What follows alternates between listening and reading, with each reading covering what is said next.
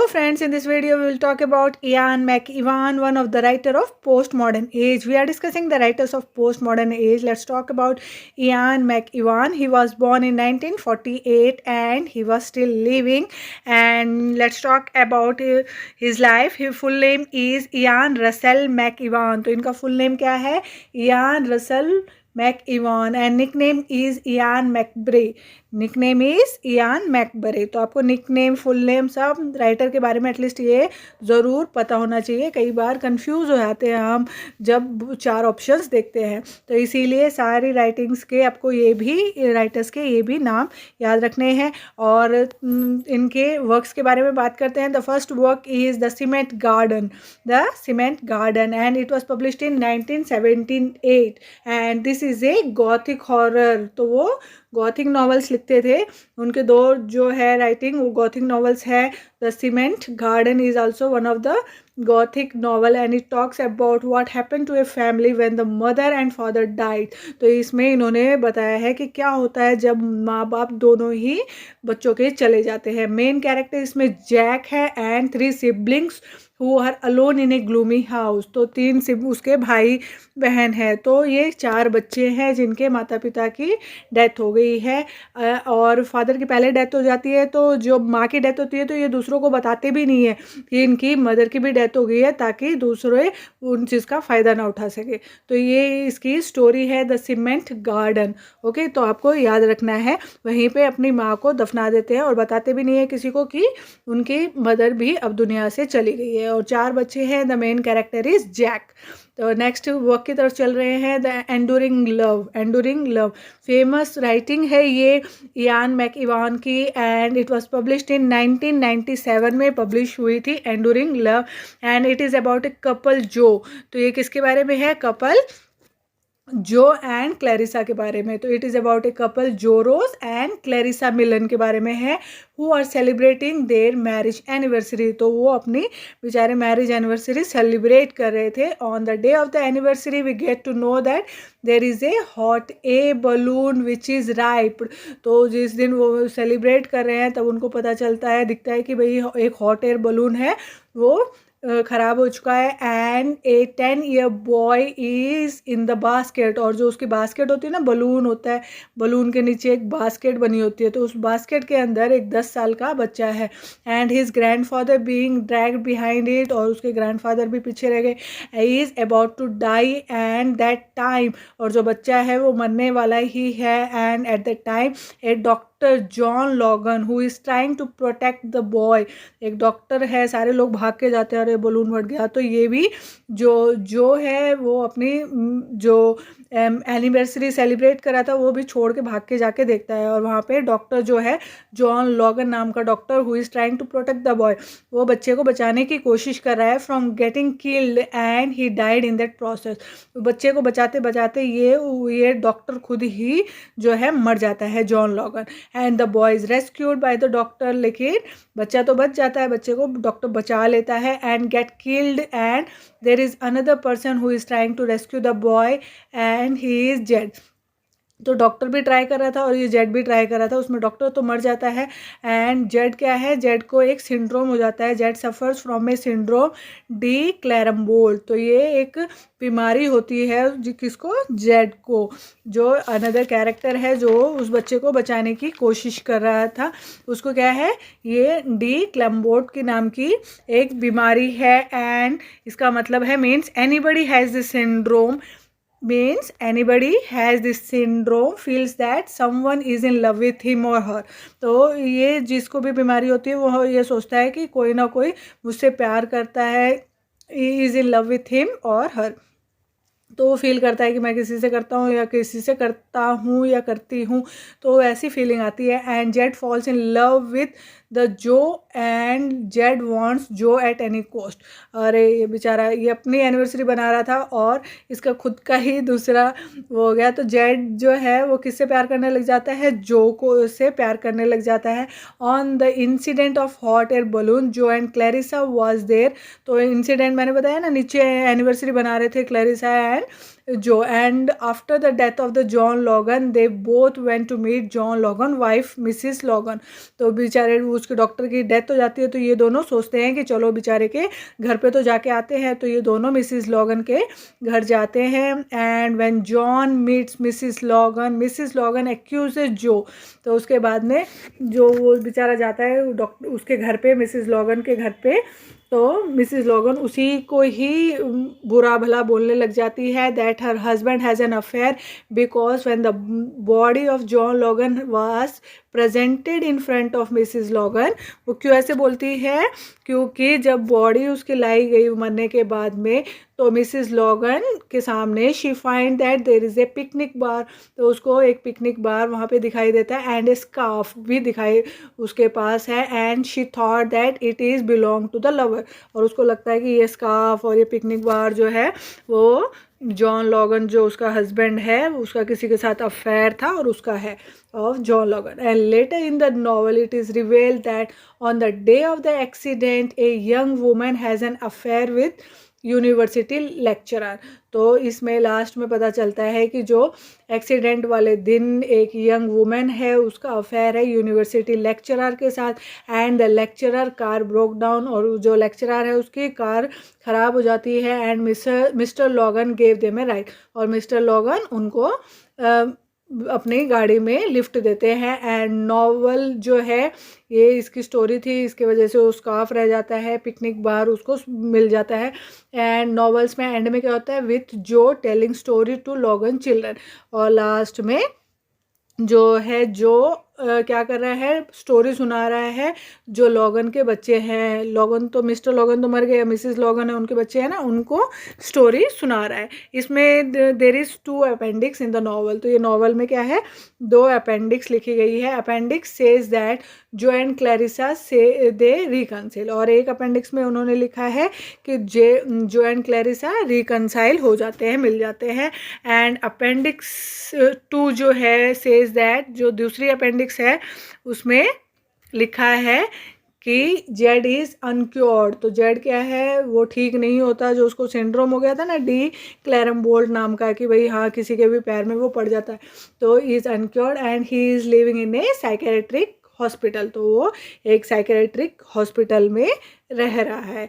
तो ये दोनों अपेंडिक्स है, तो आपको दोनों अपेंडिक्स भी याद रखने हैं the famous work enduring love के. तो क्वेश्चंस देख लेते हैं लास्ट ईयर के पेपर में कौन से क्वेश्चंस आ रखे हैं. The question is which of the following novel open with a description of an accident to a hot air balloon. तो कौन सी ऐसी नॉवल है जो ओपन होती है, एक एक्सीडेंट दिखाया जाता है हॉट एयर बलून का. तो आंसर इज, अब तो आप आंसर दे सकते हो, answer is enduring love by Ian McEwan. Enduring love by Ian McEwan. The next question is filling the blanks with a suitable word from the list below. तो एक जो डैश दिया गया है उसमें suitable word ढूंढना है. तो इसमें जो क्वेश्चन है वो है in this fiction Ian McEwan more than often suggest dash of love. तो किस टाइप का लव उन्होंने सजेस्ट किया है? आंसर इज 3 ऑप्शंस दे रही हूँ मैं आपको, security of love, madness of love, fragility of love. The answer is fragility of love. Ian McEwan ने सजेस्ट किया है फ्रिजिलिटी ऑफ लव. तो आपको याद रखना है. 2 क्वेश्चन आ रखे हैं लास्ट इसके पेपर में. स्टार्ट करते हैं. The third work of Ian McEwan का, the third work is Amsterdam and it was published in 1998 में पब्लिश हुआ था. It is the story of 2 friends. ये 2 फ्रेंड्स की स्टोरी है. One is a composer and the other one is a newspaper editor. 2 friend है, एक composer है, दूसरा न्यूज़पेपर एडिटर है. And the relationship of this 2 friends spins into disaster. और दोनों की रिलेशनशिप एक डिज़ास्टर बन जाती है. तो ये इसकी स्टोरी है. आपको इतना ही याद रखना है. जो भी इम्पोर्टेंट होता है उसको हम डिटेल में करते हैं. जैसे एंडोरिंग लव में क्वेश्चन आ सकते थे, इसीलिए एंडोरिंग लव हमने थोड़ा डिटेल में किया. और भी जो भी राइटिंग्स है, नॉवेल्स है, प्लेस है, सारे हम बिल्कुल डिटेल में एक एक की सीन एक्ट सब के साथ हम करेंगे। एक बार नेट पॉइंट ऑफ व्यू से हम पढ़ लेते हैं कि क्या क्या हमें किस टाइप से पढ़ना है, ताकि आपको सिलेबस का पता हो जाए, आपको राइटर्स कौन से करने हैं वो सब पता हो जाए, ताकि कोई कन्फ्यूजन ना रहे। तो इसीलिए मेरी वीडियोस आज 244 नंबर की वीडियो है, तो सिक्वेंशली देखिए 1 से लेके 244 राइटर्स हम कर चुके हैं। तो सोचिए अभी 1000 राइटर्स के करीब हमें करना है, और हम इसके मॉक टेस्ट भी करेंगे। 30 to 40,000 का टारगेट है कि क्वेश्चंस हम मॉक टेस्ट में करेंगे, ताकि कहीं से भी कोई ऑप्शन ही ना रहे कि हमारा एग्ज़ाम का कुछ भी हमें दिक्कत आए। सारे क्वेश्चन ऐसा लगना चाहिए पेपर में देखने के बाद में, अरे ये भी तो करा था, ये भी तो करा था, ये भी तो करा था। तो मैं चाहती हूँ आपको ऐसा ही लगे, और लेकिन उसके लिए एक ही शर्त है कि आपको दिल लगा के सारी वीडियोस भी देखनी है, पढ़ना भी है। और जो शॉर्ट्स में भी मैं जो नोट्स है वो शॉर्ट्स में भी डाल रही हूँ, ताकि आपका जो इंटरेस्ट है वो थोड़ा सा और अच्छे से क्रिएट हो। शॉर्ट्स में विथ म्यूज़िक डाल रही हूँ ताकि आपको और भी अच्छा लगे। तो ये जो भी नोट्स आपको दिख रही है, ये PDF, ये सेम टू सेम मैं शाम को ये नंबर के साथ मैं शॉर्ट में भी डाल दूंगी, तो आप देख लीजिएगा। टेलीग्राम ग्रुप पे भी मिल जाएगी आपको। तो कोई भी तरीके से हमें छोड़ना नहीं है पेपर, ऐसा एग्ज़ाम में क्वेश्चन देखते ही आपको आंसर आना चाहिए। इस टाइप की तैयारी हम कर रहे हैं, लेकिन आपको साथ में थोड़ी सी मेहनत करनी पड़ेगी। The next work is atonement. और मेरी वीडियोस अच्छी लगे तो प्लीज़ चैनल को जल्दी से जल्दी सब्सक्राइब कर लीजिए। जब भी आप देखें तो लाइक ज़रूर करें, मोटिवेशन मिलता है, हौसला मिलता है कि हाँ बच्चों को पसंद आ रहा है और बेहतर और अच्छा करना है बच्चों के लिए। तो इसीलिए डेली डेली कुछ ना कुछ इम्प्रूवमेंट आप देख भी रहे हैं वीडियोस में, इसीलिए हो रहा है क्योंकि आप सपोर्ट कर रहे हैं। तो हमारा जब बहुत ज़्यादा मन करता है कि हाँ बच्चे आप एक हाथ बढ़ाओगे तो हम 2 हाथ बढ़ाएंगे। तो इसीलिए थोड़ी सी आप मदद कर दीजिए, चैनल को ज़्यादा से ज़्यादा शेयर भी करें। चैनल को ज़रूर अपने दोस्तों में, फ्रेंड सर्कल में शेयर करें, क्योंकि जो शॉर्ट्स है वो भी आपके बेनिफिशियल के लिए है। जो कंटेंट मैं आपको दे रही हूँ वो कहीं पे भी आपको विदाउट मनी के बिना नहीं मिलेगा, कहीं पे भी फ्री नहीं मिलता। बहुत आप अपने माँ बाप के पैसे वेस्ट करते हो, पैसे लगाते हो, फिर कई बार समझ में भी नहीं आता कि क्या है क्या नहीं। दे देंगे आपको बहुत सारा, इतने भर भर के बुक्स, और आप कंफ्यूज ही रहोगे कि अरे पढ़ूँ क्या, लास्ट में क्या पढ़ूँ। और जो नोट्स है बिल्कुल बिल्कुल छाट के, और जितना आएगा एग्ज़ाम में उसी पॉइंट ऑफ व्यू से है। तो इतना कर लोगे ना तो आराम से एग्ज़ाम 100% अच्छे नंबरों से क्रैक करोगे, बिल्कुल 201% गारंटी के साथ। तो स्टार्ट करते हैं next work, atonement. The next work is atonement. It was published in 2001। And atonement का मतलब क्या होता है? मीन्स अपने मिस्टेक का पश्चाताप होना और उसे करेक्ट करने की कोशिश करना, तो उसको क्या बोलते हैं? अटोनमेंट। जो मेरे शॉर्ट्स भी ज़रूर देखा करो, उसमें हिंदी टू इंग्लिश आपको बिल्कुल समझा दिया जाता है, तो आपको वो भी बहुत बेनिफिशियल है। हिंदी टू इंग्लिश में शॉर्ट्स होते हैं, तो आपकी डेली जो स्पीकिंग है वो भी इम्प्रूव होगी। तो इसमें अटोनमेंट का मतलब है मीन्स अपने मिस्टेक का पश्चाताप होना और उसे करेक्ट करने की कोशिश करना। तो ये क्या है? मेटाफिजिकल नॉवल है। It is a metaphysical novel, fictional novel, meta fictional novel है। And it is a story of a girl who is 40 years old and she commit half innocent mistake and she tries to amend her own mistake। तो ये 40 years old girl की story है। तो वो जब उसने mistake करी तो उसको लगा कि बेचारी ने छोटी सी मिस्टेक करी थी, एंड उसी मिस्टेक को फिर से ठीक करना चाहती है। अपनी ही जो पुरानी मिस्टेक है उसको वो ठीक करना चाहती है। पूरे नॉवल में यही है। तो उसमें वो अपनी मिस्टेक्स को ठीक करने में लगी रहती है, और बहुत छोटी सी इनोसेंट मिस्टेक इस बच्चे से हो जाती है।